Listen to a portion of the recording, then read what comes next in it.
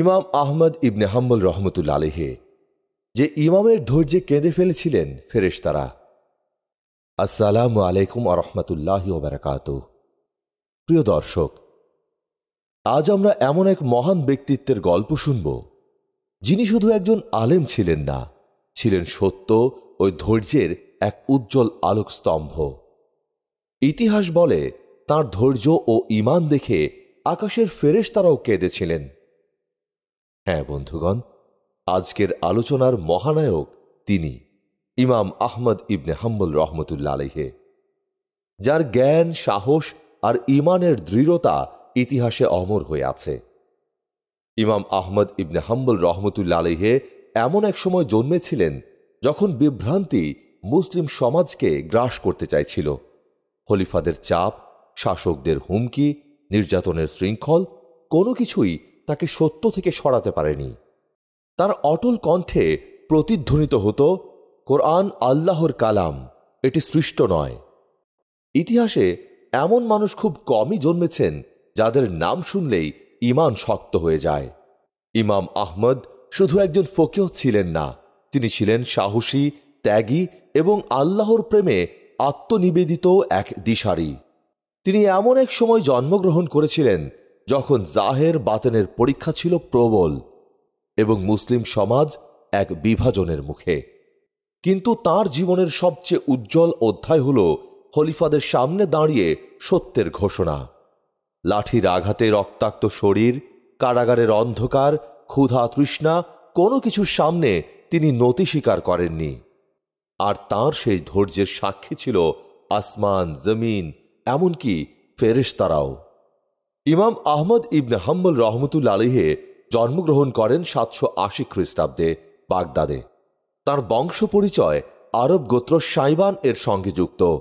শৈশবে পিতৃহীন হয়ে যান। কিশোর বয়সে তার মধ্যে যে গাম্ভীর্য ও তাকওয়া দেখা যেত, তাতে মানুষ বলতো, এই ছেলে একদিন বড় আলেম হবে। জ্ঞানের তৃষ্ণা মেটাতে তিনি ভ্রমণ করেছেন বিভিন্ন শহরে, মুখস্থ করেছেন লক্ষ লক্ষ হাদিস, আর রেখে গেছেন অমূল্য সংকলন মুসনাদে আহমদ। ইমাম আহমদ ইলমের পথে বাগদাদ থেকে শুরু করে বিভিন্ন শহরে সফর করেছেন। তার প্রধান শিক্ষকদের মধ্যে ছিলেন ইমাম শাফি রহমতুল্লাহ আলাইহি, ইমাম সুফিয়ান ইবনে ওয়াইনা রহমতুল্লাহ আলাইহি, ইমাম ইয়াহুইয়া ইবনে মাইন রহমতুল্লাহ আলাইহি, আব্দুর রহমান ইবনে মাহদি রহমতুল্লাহ আলাইহি। ইমাম আহমদ ইবনে হাম্বল হাদিস সংগ্রহের জন্য ইয়েমেন, মক্কা, মদিনা, কুফা, বসরা, দামেস্ক সহ অসংখ্য নগরী সফর করেছেন। তার সর্বশ্রেষ্ঠ কীর্তি হল মুসনাদে আহমদ, যা মুসলিম উম্মার অমূল্য সম্পদ। তিনি ছিলেন একজন পূর্ণাঙ্গ মুস্তাহিদ ইমাম। ফিকহে তার মাযহাব আজও লক্ষ লক্ষ মুসলমানের জীবনধারা নির্ধারণ করছে। তিনি আল্লাহর দ্বীনের জন্য সর্বদা কাজ করেছেন। জ্ঞান বিতরণ, হাদিস সংরক্ষণ, ফতোয়া প্রদান এবং ইলমের প্রচার সব ক্ষেত্রেই তার অবদান অপরিসীম। ইসলামের ইতিহাসে ইমাম আহমদ শুধু একজন ফকিহ, মুহাদ্দিস বা মুস্তাহিদি ছিলেন না, তিনি ছিলেন এক অলৌকিক ব্যক্তিত্ব, যার জীবনে আল্লাহর পক্ষ থেকে এমন কিছু রহস্যময় ঘটনা প্রকাশ পেয়েছিল যা সাধারণ মানুষের বোধগম্যতার বাইরে। ইমাম আহমদ হাম্বল রহমতুল্লাহ আলাইহি গোপনে দান করতেন। একবার তার মৃত্যুর পর তার ঘর গোছাতে গিয়ে সন্তানরা দেখল ছোট ছোট থলিতে টাকা রাখা আছে। প্রতিটি থলিতে গরিবদের জন্য নির্দিষ্ট নাম লেখা। জীবদ্দশায় তিনি কখনো কাউকে বলেননি যে তিনি এতটা সাহায্য করতেন। এটা ছিল তার ইখলাসের আলামত আর আল্লাহর পক্ষ থেকে তার মর্যাদা প্রকাশ।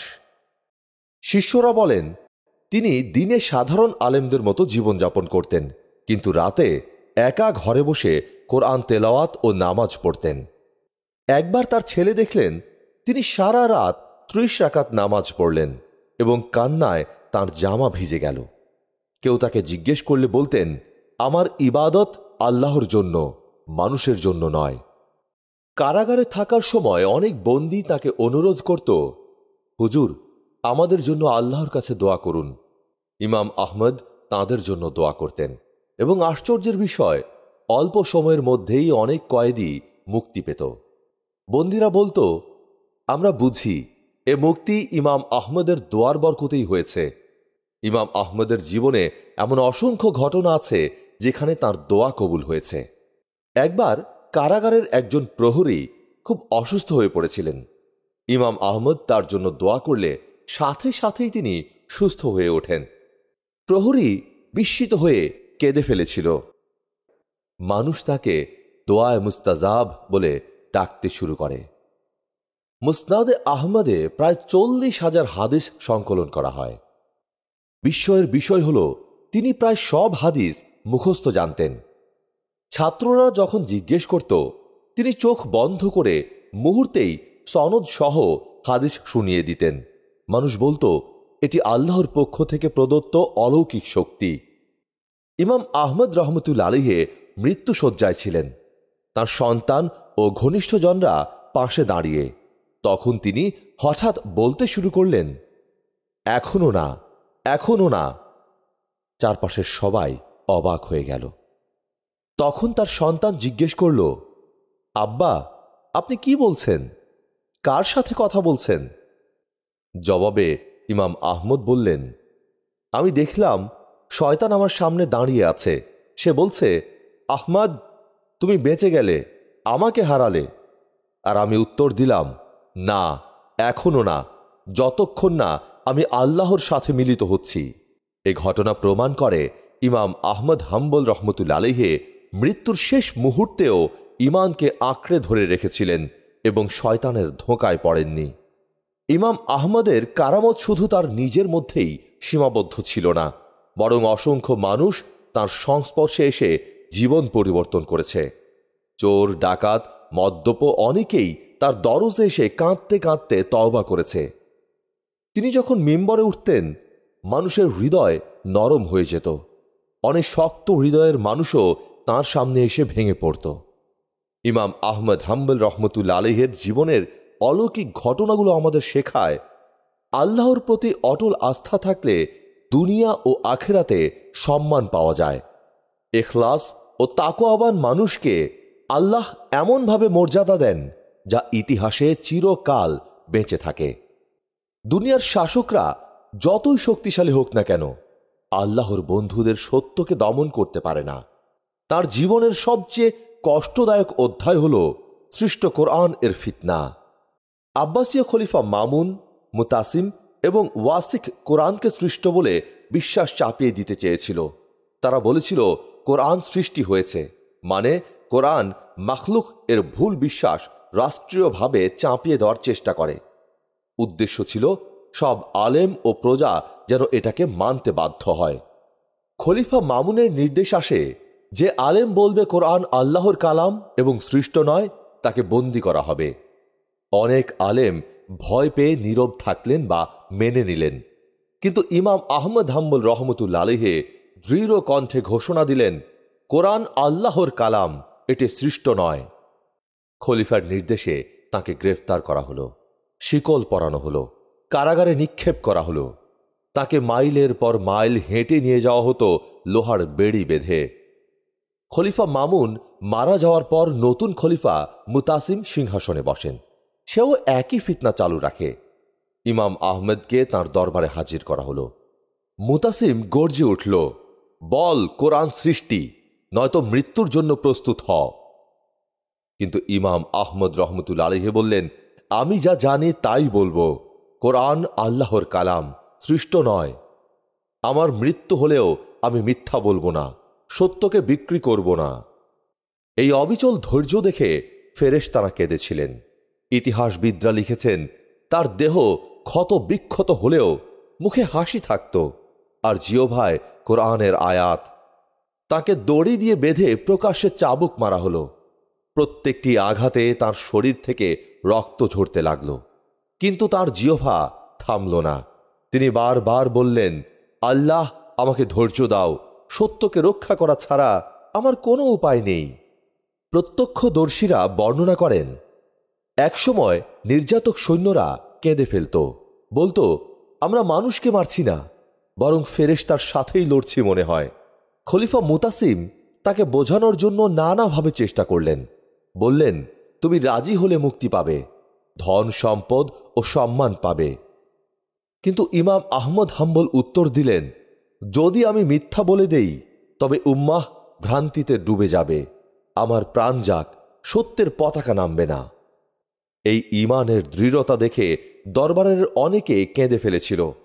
ইতিহাসবিদরা উল্লেখ করেন, যখন তাকে রক্তাক্ত অবস্থায় ফেলে রাখা হয়েছিল তখন কিছু সহবন্দী তাকে স্বপ্নে দেখেছিল ফেরেশতাদের পরিবেষ্টিত অবস্থায়। ফেরেশতারা বলছে, তুমি সত্যের জন্য অটল থেকেছ, তোমার ধৈর্যে আকাশও কেঁদেছে। অবশেষে আল্লাহর কুদরতে পরিস্থিতি পাল্টে যায়। খলিফার মৃত্যুর পর আল মুতাওয়াক্কিল ক্ষমতায় আসেন এবং মুতাজিলাদের ফিতনা বাতিল করেন। তখনই মানুষ বুঝল ইমাম আহমদের ধৈর্য ও ঈমান উম্মাহকে বড় একটি বিভ্রান্তি থেকে বাঁচিয়েছে। ইমাম আহমদ ইবনে হাম্বল রহমতুল্লাহ আলাইহি ইন্তেকাল করেন 855 খ্রিস্টাব্দে বাগদাদে।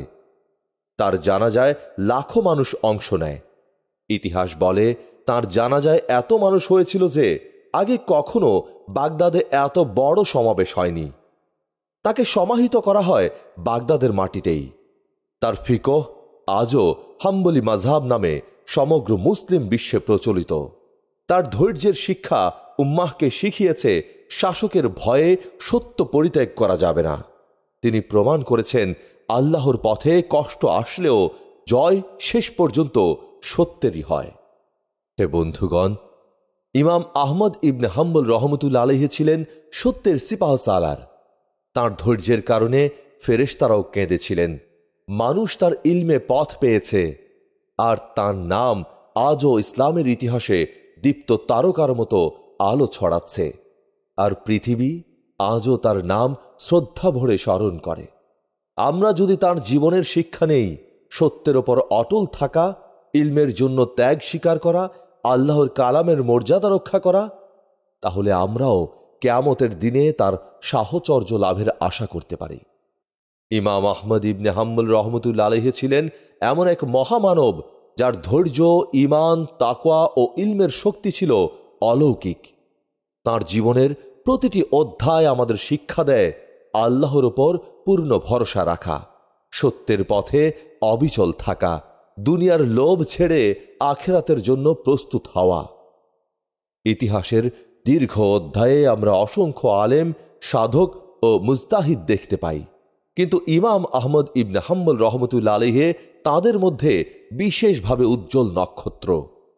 কারণ তিনি শুধু জ্ঞানের আলো বিলিয়েই যাননি, বরং ধৈর্য, সাহস আর ঈমানের দৃঢ়তার এক অনন্য নজির স্থাপন করেছেন। তিনি প্রমাণ করেছেন, সত্যকে আঁকড়ে ধরলে পৃথিবীর কোনো শক্তি আলেমকে নতি স্বীকার করাতে পারে না। আল্লাহর কালামকে রক্ষার জন্য একজন মানুষের অটল অবস্থান গোটা উম্মাহকে ভ্রান্তি থেকে বাঁচাতে পারে। ধৈর্য আর তাকওয়ার সৌন্দর্য আল্লাহর প্রিয় বান্দাকে ফেরেশতাদেরও প্রিয় করে তোলে। আজ আমরা যখন দুনিয়ার ভয়ে সত্যকে গোপন করি, স্বার্থের জন্য ন্যায়কে বিকিয়ে দেই, তখন ইমাম আহমদের জীবন আমাদের চোখে আঙুল দিয়ে স্মরণ করিয়ে দেয়, সত্যের জন্য বেঁচে থাকা, সত্যের জন্য মরাই হল ঈমানদারদের আসল পরিচয়। তার ধৈর্যে ফেরেশতারা কেঁদেছিল। তার নাম ইতিহাসে অমর হয়ে আছে, আর তার শিক্ষা মুসলিম উম্মাহকে এখনো আলো দেখাচ্ছে। আসুন আমরা তার জীবনের শিক্ষা গ্রহণ করি, কোরআন ও সুন্নাহর প্রতি অবিচল থাকি, আনুগত্য প্রকাশ করি, দুনিয়ার মোহ ত্যাগ করে আখিরাতকে অগ্রাধিকার দেই এবং সত্যের জন্য অটল থাকি। আল্লাহ পাক আমাদেরকেও ইমাম আহমদ ইবনে হাম্বল রহমতুল্লাহ আলাইহির মতো সত্যবাদী, সাহসী ও ধৈর্যশীল বান্দা হওয়ার তৌফিক দিন। আমিন।